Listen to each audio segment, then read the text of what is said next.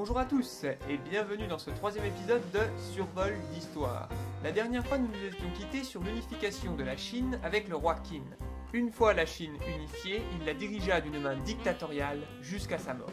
Un petit exemple de sa manière de gouverner, il décida de choper les érudits, de les condamner soit à l'exil, derrière la Grande Muraille où les tribunaux mâles les mettraient en morceaux, ou alors tout simplement de les enterrer vivants. Tous ensemble, d'un coup, comme ça. Ah oui, j'allais oublier un autre petit détail qui a son importance. Il a récupéré l'ensemble des bouquins de ses érudits, lancé une grande chasse aux livres à travers tout le pays, pour au final les faire tous cramer.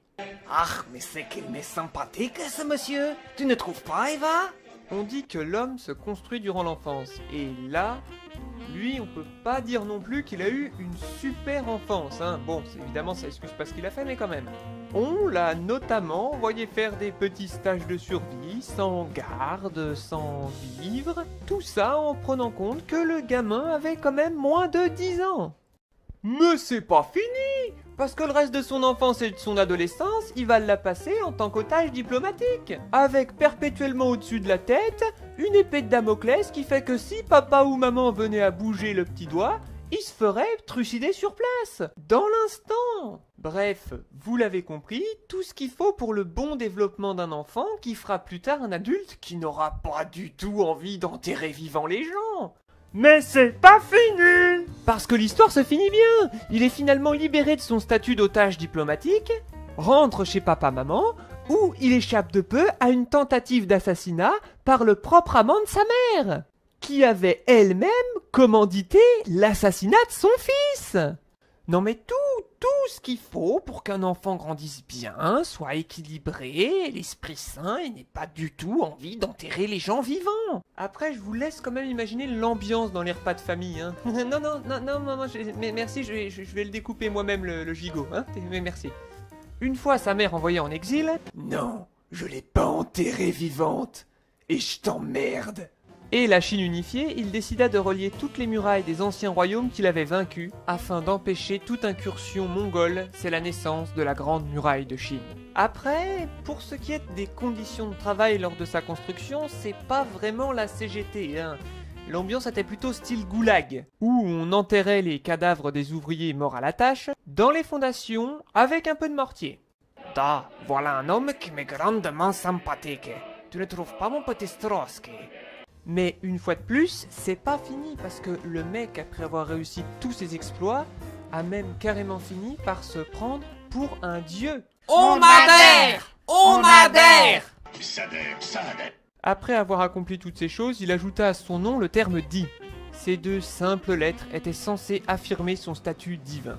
Et pour officialiser un peu plus les choses d'un point de vue symbolique, il envoya lui-même dans une rivière un anneau de jade sculpté censé officialiser son entrée dans le panthéon des dieux chinois. Le seul souci, c'est que le disque de jade lui fut rendu et pas par n'importe qui. Le fantôme de l'un de ses soldats mort pendant l'unification de la Chine. Ah ben oui, je vous avais prévenu dans l'épisode précédent que c'était pas la seule histoire de fantôme qui entourait le premier empereur de Chine.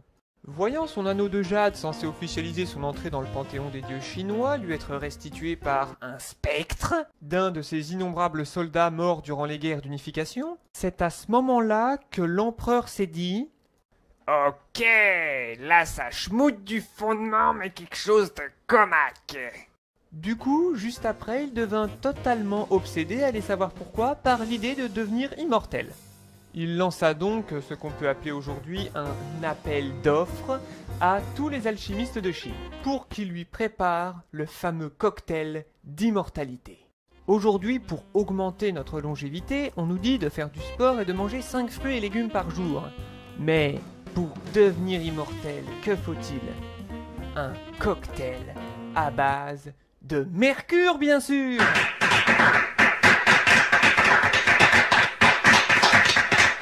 Le Le premier empereur de Chine mourut donc, on va dire, légèrement prématurément à cause d'un empoisonnement aggravé au mercure, ce qui ne l'empêcha pas de se faire construire une armée complète de terre cuite pour garder sa tombe.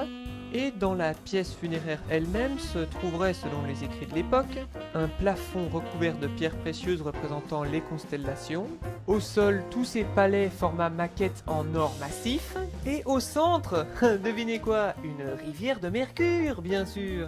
Mais n'en oublions bien entendu pas les bonnes habitudes, hein. Il s'est fait enterrer avec des fonctionnaires ainsi que quelques concubines, bien entendu, encore vivants quand on a scellé la tombe. Eh oui, bien sûr. Ainsi prit fin la vie de celui qui fonda la Chine il y a de ça 2200 ans. 2200 ans pour la Chine, 1500 ans pour la France, et à côté de ça, les États-Unis d'Amérique. La première puissance mondiale, au rayonnement culturel si puissant, eh bien elle est âgée de 200 ans et des poussières. Oui, l'histoire rend humble. Et en plus, ça montre que, bon, la valeur attend pas le nombre des années. Hein. Et c'est sur ces bonnes paroles que se termine cet épisode de Survol d'Histoire. Il ne me reste plus qu'à vous dire à bientôt si vous le voulez bien.